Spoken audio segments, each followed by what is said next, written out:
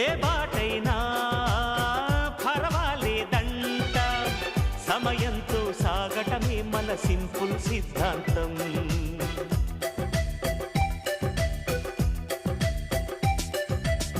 చిరుగాలికి పరిమళమిచ్చే సిరిమల్లెల వనమై ఉందాం, గగనాన్ని నేలను కలిపే హరివిల్లుల వంతెన అవుదాం.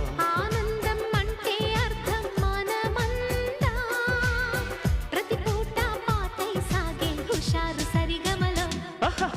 ఎన్నో ఎన్నో రాగాలుండే సంగీతం